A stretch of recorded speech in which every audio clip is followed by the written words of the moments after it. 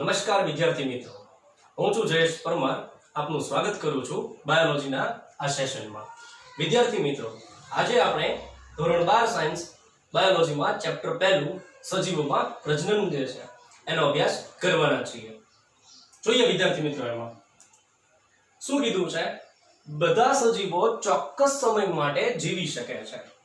એનો મતલબ એવો થયો કે જો સજીવ છે તો ચોક્કસ સમય માટે જીવીને મૃત્યુ પણ પામશે. એટલે ચોક્કસ સમય કીધો છે, બરોબર? તો અહીં એક મૃત્યુની પણ વાત આવે છે. શું છે જોઈએ. સજીવ છે એનો જન્મ ત્યાંથી લઈને સજીવના કુદરતી મૃત્યુ સુધીના, શું કીધું છે? સજીવનો જન્મ ત્યાંથી લઈને એના કુદરતી મૃત્યુ. અહીંયા આકસ્મિક મૃત્યુ આપણે ગણતા નથી, કેમ કે અકસ્માત થાય, એક્સિડન્ટ, અને જો મૃત્યુ થાય તો એને આપણે કુદરતી મૃત્યુ તરીકે લઈ શકતા નથી. તો અહીં આપણે કુદરતી મૃત્યુ લીધું છે, બરાબર? તો જન્મથી લઈને કુદરતી મૃત્યુ સુધીના સમયગાળાને, જન્મથી લઈ અને કુદરતી મૃત્યુ સુધીના સમયગાળાને જીવનકાળ તરીકે ઓળખાય છે. સજીવનો જીવનકાળ. જીવનકાળ એટલે શું? અવધિ, અથવા તો આપણી ભાષામાં એને આયુષ્ય પણ કહી શકાય. તો એનો મતલબ એવો કે બધા જ સજીવો ચોક્કસ સમય માટે જીવી શકે છે. એનો મતલબ ચોક્કસ સમયગાળો, જેને આપણે જીવનકાળ કહીએ છીએ, એનું એક આયુષ્ય કહીએ છીએ, એ ચોક્કસ હોય છે. અને એ આયુષ્ય જે છે એ આયુષ્યના સમયગાળામાં એનો જન્મ પણ થાય છે અને ત્યાંથી લઈને એનું મૃત્યુ પણ થાય છે. તો વિદ્યાર્થી મિત્રો, અહીંયા આપણને એક સ્પષ્ટ વ્યાખ્યા જોવા મળે છે જીવનકાળ શબ્દની. શું છે જીવનકાળ? સજીવના જન્મથી લઈને એના કુદરતી મૃત્યુ સુધીના સમયગાળાને જીવનકાળ અથવા તો લાઈફ સ્પાન તરીકે ઓળખવામાં આવે છે. વિદ્યાર્થી મિત્રો, આ જે જીવનકાળ છે એ શું આપણે કલ્પના કરી શકીએ કે બધા જ સજીવો માટે એક સમાન હોઈ શકે? બધા જ સજીવો છે એનું આયુષ્ય એક સરખું હોય એવી આપણે કલ્પના કરી શકીએ? ના. તો જોઈએ કેટલાક એવા ઉદાહરણ કે જેની અંદર સજીવનો અલગ અલગ જે કે લાઈફ સ્પાન અથવા તો જીવનકાળ જે છે એ આપણી એનસીઈઆરટી ટેક્સ્ટબુક પ્રમાણે દર્શાવેલો છે. હાથી 60 થી 70 વર્ષ સુધીનું આયુષ્ય, લાઈફ સ્પાન એટલે કે જીવનકાળ જે છે ભોગવે છે. વિદ્યાર્થી મિત્રો, ખાસ નોંધ કરજો અહીંયા કે તમારી જે આપણી એનસીઈઆરટી ની ટેક્સ્ટબુક જે છે, બરોબર, 12 ધોરણની, તો એની અંદર આ એક કોષ્ટક આપેલું છે અને ક્યાંક ક્યાંક એમાં ખાલી જગ્યા પણ છે. જો શક્ય હોય તો ટેક્સ્ટબુક બાજુમાં રાખી અને ખાલી જગ્યા પૂરવાનો પ્રયત્ન કરજો. બીજું જોઈએ તો ગુલાબ છે. તો ગુલાબનો છોડ જે છે એ 10 વર્ષ સુધીનું જીવનકાળ એટલે કે લાઈફ સ્પાન જે છે એ ધરાવે છે. ત્યારબાદ કૂતરો 25 વર્ષ સુધીનું આયુષ્ય ધરાવે છે. પતંગિયું 1 થી 2 અઠવાડિયા સુધીનું આયુષ્ય ધરાવે છે. કાગડો 15 વર્ષ સુધીનું આયુષ્ય ધરાવે છે.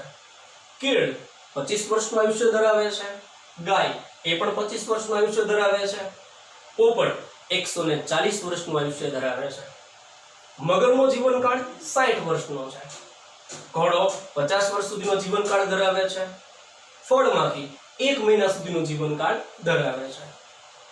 ચોખાનો છોડ 4 મહિના સુધીનું જીવનકાળ ધરાવે છે. કાચબો 100 થી 150 વર્ષ સુધીનું આયુષ્ય ધરાવે છે.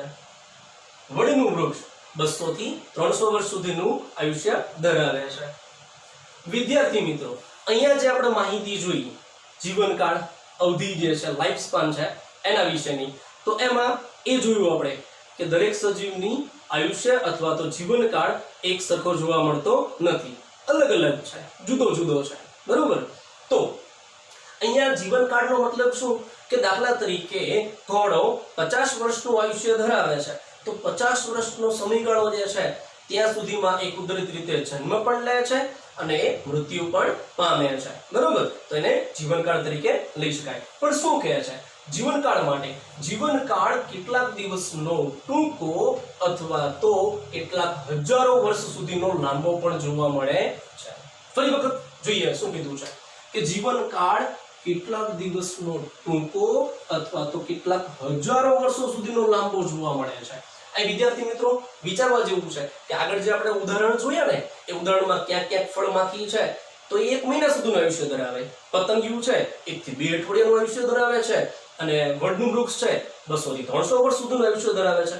એનો મતલબ કે જીવનકાળ ટૂંકો પણ હોય અને જીવનકાળ કેટલાક હજારો વર્ષો સુધીનો લાંબો પણ જોવા મળે છે. એનો મતલબ શું કે આ બંને મર્યાદાની વચ્ચે કઈ મર્યાદા? કેટલાક દિવસોનો ટૂંકો એટલે કે આ અને કેટલાક હજારો વર્ષો સુધી જે છે એનો લાંબો જીવનકાળ. તો આ ટૂંકી અને લાંબી જે આયુષ્ય જે છે, જીવન અવધિ છે, બરોબર, એ બે મર્યાદા છે. તો આ બંને મર્યાદાની વચ્ચે મોટા ભાગના સજીવોનો જીવનકાળ જોવા મળે છે. એનો મતલબ શું કે આપણે જેટલા પણ ઉદાહરણો જોયા, બરોબર, એમાં ક્યાંક ને ક્યાંક કોઈ સજીવનો જીવનકાળ ટૂંકો તો કોઈનો લાંબો જોવા મળતો હતો. એક એક્ઝામ્પલ આપણે લઈએ જે નીટ માટે અગત્યનું બને કે દાખલા તરીકે કીધું કેટલાક દિવસોનો ટૂંકો છે તો મે ફ્લાય જે છે એનો જીવનકાળ લાઈફ સ્પાન જે છે 1 દિવસનો જોવા મળે, માત્ર 1 દિવસનો જોવા મળે. 24 કલાકમાં પોતાનું જન્મ પણ લે અને કુદરતી મૃત્યુ પણ પામે, એટલે જીવન ચક્ર જે છે આખું કમ્પ્લીટ કરે છે. જ્યારે રેડવુડ જે છે, જે સિક્વોયા તરીકે ઓળખાય, આનું જે જીવનકાળ છે મિત્રો એ 2000 થી 3000 વર્ષ સુધીનો જોવા મળે છે. તો અહીં ખ્યાલ આવે છે કે કેટલાક દિવસોનો ટૂંકો ત્યાંથી લઈને કેટલાક હજારો વર્ષો સુધીનો લાંબો જીવનકાળ જોવા મળે છે. અને મિત્રો કેટલાક અમુક સૂક્ષ્મ સજીવો છે ને એ પોતાનું જીવનકાળ જે છે ને એ અમુક મિનિટો અથવા કલાકોમાં પણ પૂરું કરતા હોય છે. તો ખ્યાલ આવે છે અહીંયા કે જીવનકાળ ટૂંકો અથવા તો લાંબો પણ હોય અને આ બે વચ્ચેની મર્યાદા. એનો મતલબ શું કે 1 દિવસ કીધો છે અને 2000 થી 3000 વર્ષ કીધું છે. તો આગળ જેટલા ઉદાહરણો જોયા એમાં મોટા ભાગનો જીવનકાળ છે આની વચ્ચે સમાવેશ થઈ જાય છે. તો આપણે કહી શકીએ કે આ બંને મર્યાદાની વચ્ચે સજીવનો જીવનકાળ જે છે જોવા મળે છે. આગળ વિદ્યાર્થી મિત્રો આના જ વિશે થોડી વધારે ચર્ચા આપણે કરીએ. શું કીધું છે જુઓ, સજીવનો જીવનકાળ તેના કદ સાથે સંકળાયેલો હોય તે જરૂરી નથી. સ્ટેટમેન્ટ ફરી વખત સમજો. સજીવનો જીવનકાળ તેના કદ સાથે સંકળાયેલો હોય તે જરૂરી નથી. એનો મતલબ શું કે કદ જે છે નાનું તો જીવનકાળ નાનો અથવા કદ મોટું તો જીવનકાળ વધુ એવું અહીંયા જોવા મળતું નથી. એનું એક્ઝામ્પલ આપણે જોઈએ. એના એક્ઝામ્પલમાં ચિત્ર શેનું છે વિચારો તો? કાગડો અને આ છે પોપટ.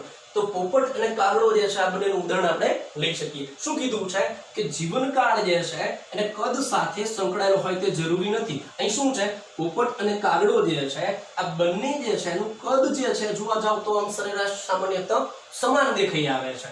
છતાં પણ શું કહે છે આગળ જોઈએ, છતાં તેમના જીવનકાળમાં બહોળો તફાવત જોવા મળે છે. શું છે તફાવત? કદ સરેરાશ સરખું છે પણ જીવનકાળ છે એમાં તફાવત જોવા મળે છે. કેટલો મોટો તફાવત? કાગડો જે છે 15 વર્ષનું આયુષ્ય ધરાવે છે જ્યારે પોપટ જે છે 140 વર્ષનું આયુષ્ય ધરાવે છે. જ્યારે કદ તો સમાન દેખાઈ આવે છે.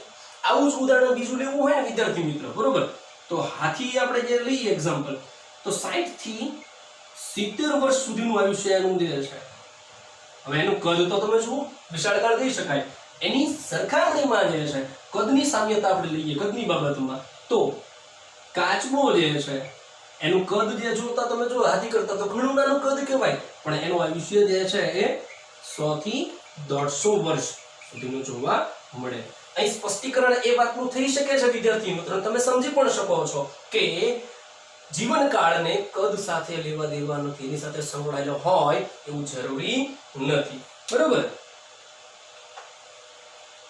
ત્યારબાદ જીવનકાળ જે છે એટલે થોડી ઘણી આગળ વધુ માહિતી આપણે જોઈએ.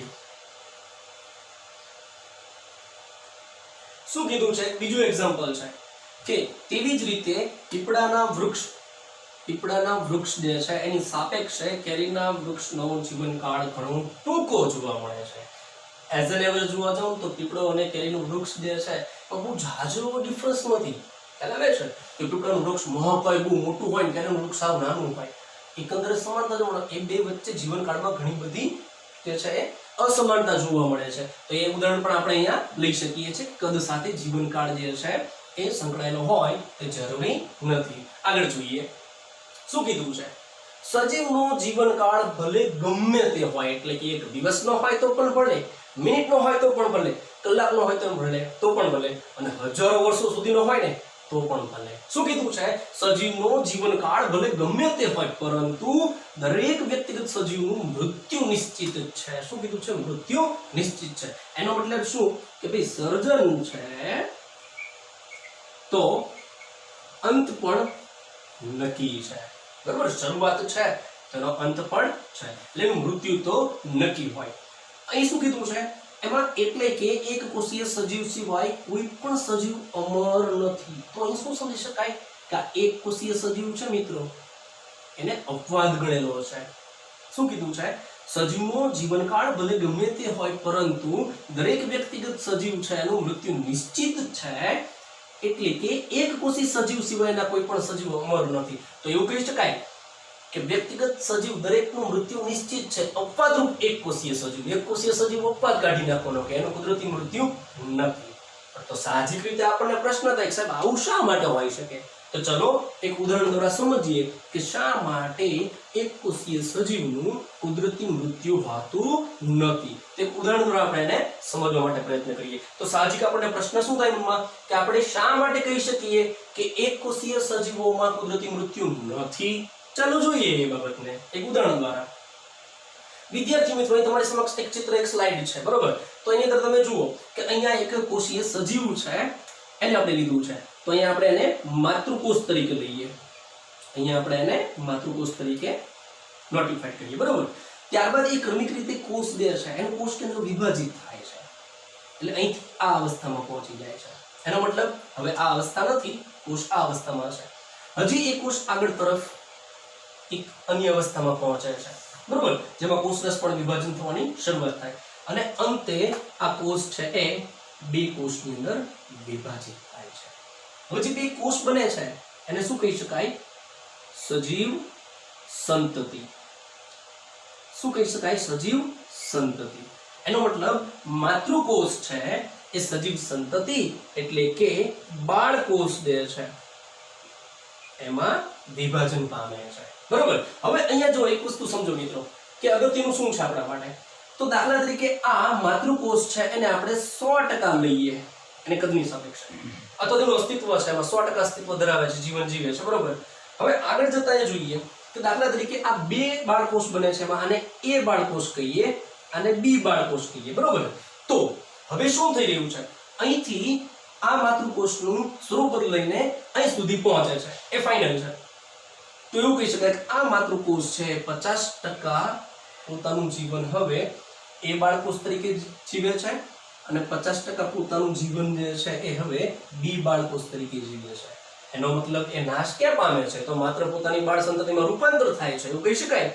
તો આમ હવે શું થશે કે જો માતૃકોષમાંથી 2 બાળકોષ નિર્માણ થઈ ગયા એટલે માતૃકોષ પોતે હવે 50% બાળકોષ તરીકે અસ્તિત્વમાં છે, એનું મૃત્યુ નથી. અને આ 50% જે બાળકોષ છે ને એ પણ વિકાસ વૃદ્ધિ પામીને માતૃકોષની જેમ પરિપક્વ બને, એ પણ આ ચક્ર આગળ ચાલુ રાખે. તો અહીં કુદરતી મૃત્યુ નથી. પણ હા, એક વસ્તુ શ્યોરિટી સાથે કહી શકાય કે જો આ માતૃકોષ છે તો એક કોષીય સજીવ છે એને કોઈ બાહ્ય, સમજો, કોઈ બાહ્ય ઘટક જે છે, બાહ્ય દબાણ છે, એસિડ છે, તાપમાન છે, ખૂબ નીચું તાપમાન છે, બરોબર? એટલે ઠંડક છે, જો એ વસ્તુ આપવામાં આવે અથવા તો એન્ટીબાયોટિક આપવામાં આવે તો એ અધવચ્ચે જ મૃત્યુ પામે છે.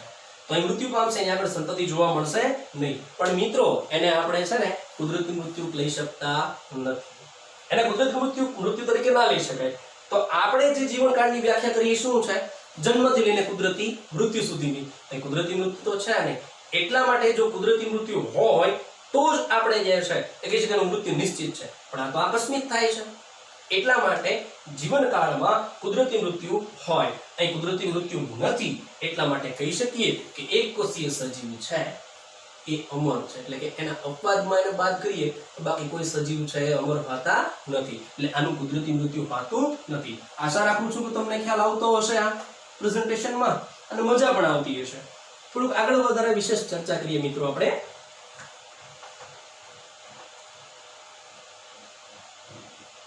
ફરી વખત જે છે આપણી પહેલી સ્લાઇડ હતી એ સ્લાઇડ ઉપર આપણે રિપીટ થઈએ તો શું કીધું છે કે સજીવનો જન્મથી લઈને એના કુદરતી મૃત્યુ સુધીના સમયગાળાને જીવનકાળ લાઈફ સ્પાન કીધો છે. બરોબર, કરેક્ટ છે. હા, વ્યાખ્યા હવે તો યાદ રહી હશે. બરોબર, પણ અહીં શું છે કે સાહેબ જન્મ અને કુદરતી મૃત્યુની તો તમે વાત કરો છો, એનો જીવનકાળ એ વાત કરો છો, તો આ જન્મ અને મૃત્યુ એટલે કે જીવનકાળ છે એની વચ્ચે કઈ કઈ અવસ્થા આવી શકે છે?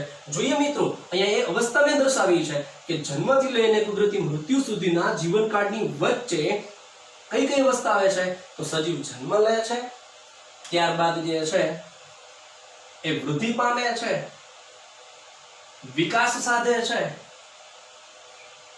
પરિપક્વતા પ્રાપ્ત કરે છે, નિશ્ચિત તબક્કે પરિપક્વતા પછી એ વૃદ્ધ બને છે એટલે વૃદ્ધત્વ આવે છે, અને વૃદ્ધત્વ છે ને આ જે વૃદ્ધિ છે બરોબર એ જ વસ્તુ વૃદ્ધત્વ જીર્ણતામાં પરિણમે છે એટલે મૃત્યુની નજીક પહોંચે છે અને અંતે સજીવ છે મૃત્યુ પામે છે. ખ્યાલ આવે છે? તો આ જન્મ, વૃદ્ધિ, વિકાસ, પરિપક્વતા, વૃદ્ધત્વ અને મૃત્યુ એ જીવનકાળ જે છે એની અલગ અલગ અવસ્થા છે. મિત્રો, આપણે જે સજીવમાં પ્રજનન ચેપ્ટર ભણીએ છીએ એ ચેપ્ટરના મહત્વને તો ચેપ્ટર જે છે એનું જે ટાઇટલ જે છે એને ધ્યાને રાખતા આ તમામ અવસ્થામાંથી આપણી માટે અગત્યની કોઈ અવસ્થા હોય તો એ છે પરિપક્વતા. શા માટે?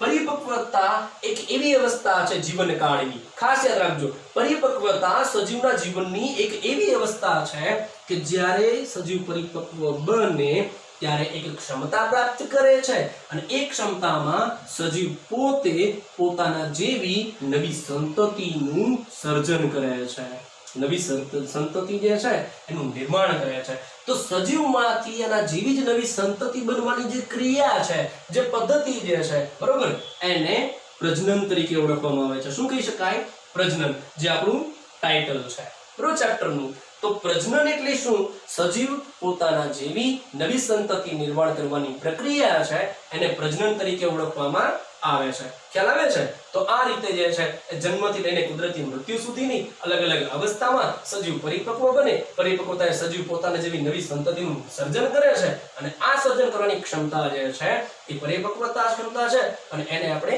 પ્રજનન તરીકે ઓળખીએ છીએ. આગળ આપણે જોઈએ પ્રજનન એટલે શું.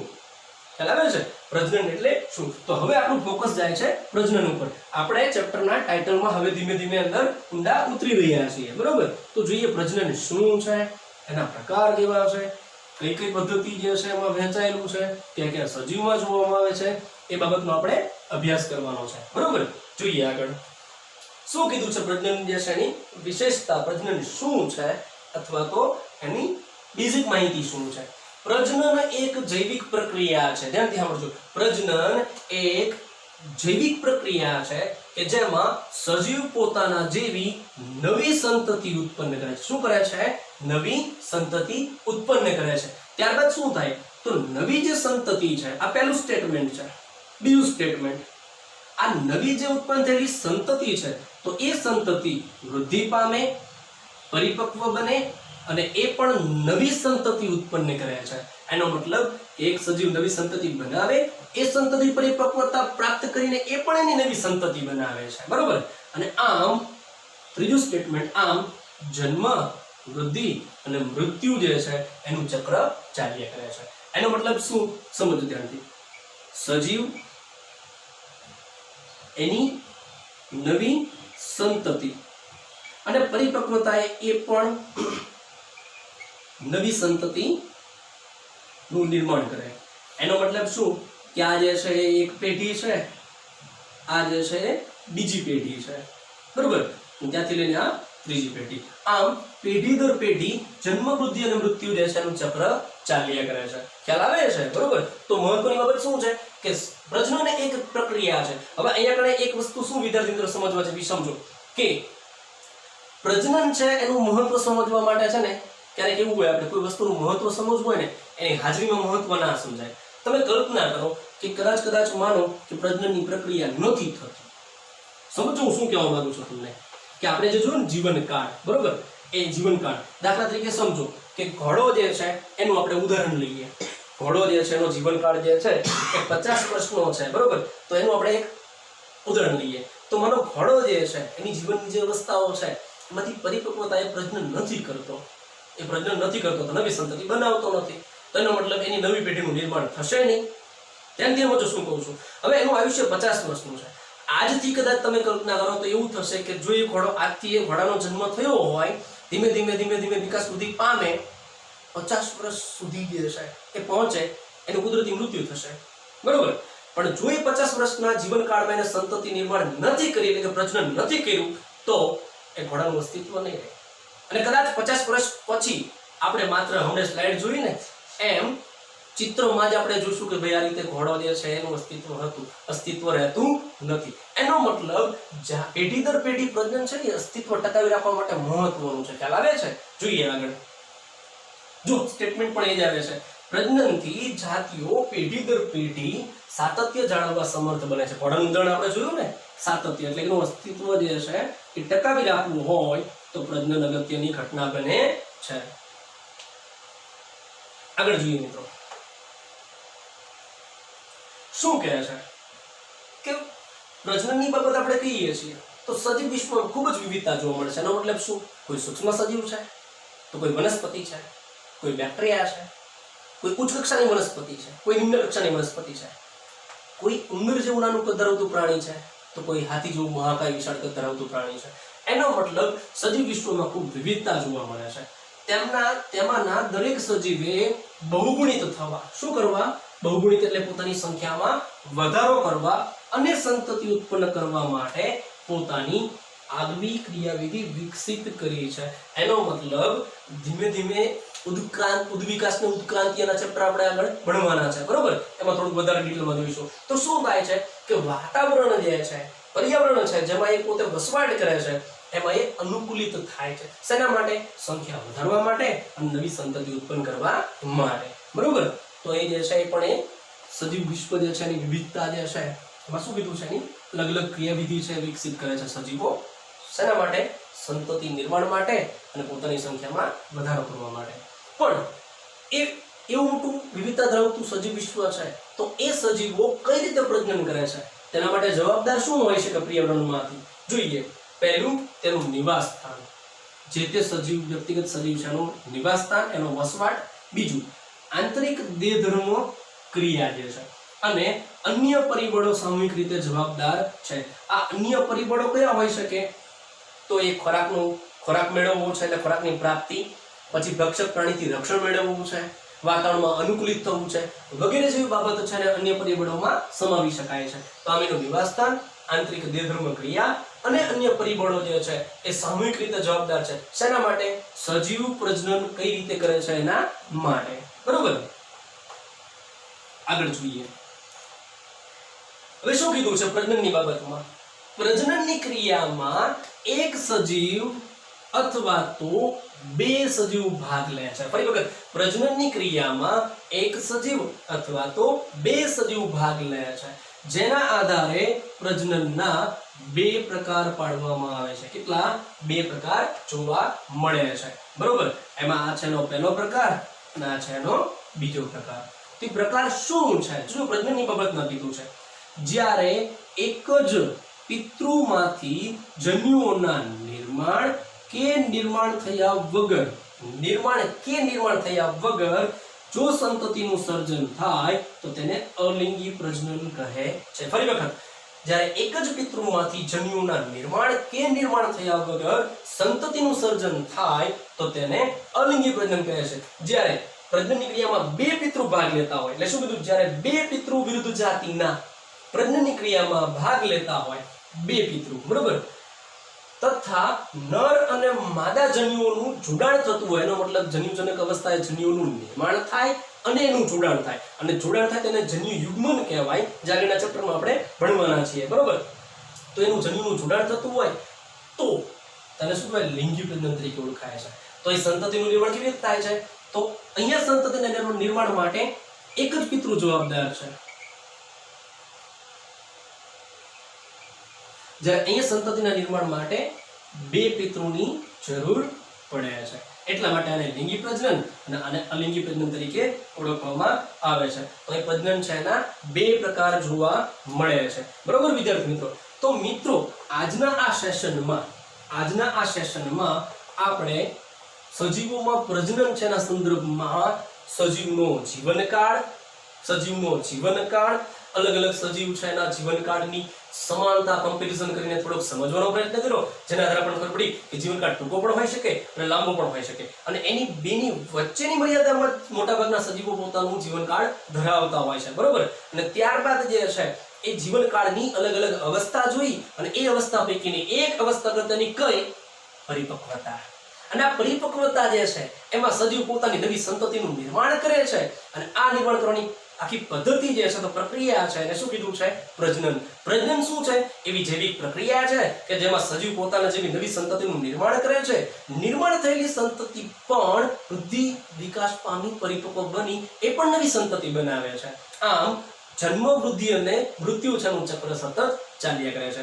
જે પ્રજનન છે એ ક્રિયાને આધારે અથવા પ્રજનન છે એના થકી સજીવો પોતાની પેઢી દર પેઢી વારસો સાચવી શકે છે, પોતાનું અસ્તિત્વ છે એ ટકાવી રાખે છે. એટલા માટે પેઢી દર પેઢી જે છે સાતત્ય જાળવવા સમર્થ બને છે. એ પ્રજનનની લાક્ષણિકતા છે, બરોબર. અને પ્રજનન છે એ ક્રિયામાં પિતૃપેઢી અથવા કેટલા સજીવો ભાગ લે છે એના આધારે એના બે પ્રકાર જોવા મળે છે, જેમાં અલિંગી પ્રજનન, એક પિતૃમાંથી જ સંતતિ નિર્માણ પામે તો, અને લિંગી પ્રજનન, જો લિંગી પ્રજનન છે એમાં કે સંતતિના નિર્માણ માટે બે પિતૃની જરૂર પડે, નર અને માદા જન્યુ છે એના નિર્માણની જરૂર પડે, એના જોડાણની જરૂર પડે, તો એને લિંગી પ્રજનન તરીકે ઓળખવામાં આવે છે. આશા રાખું છું વિદ્યાર્થી મિત્રો કે તમને આ સેશનમાં ખૂબ મજા આવી હશે. આગળનું સેશન જે છે એ ટૂંક સમયમાં જ આવશે, બરોબર. તો એના માટે જે છે એ અમારી YouTube ચેનલ જે છે એને સબસ્ક્રાઇબ કરો અને શેર પણ કરજો બીજા અન્ય વિદ્યાર્થી મિત્રોને કે એ પણ એનો લાભ લઈ શકે. તો મળીએ આવતા નવા વિડીયોમાં. ત્યાં સુધી આવજો.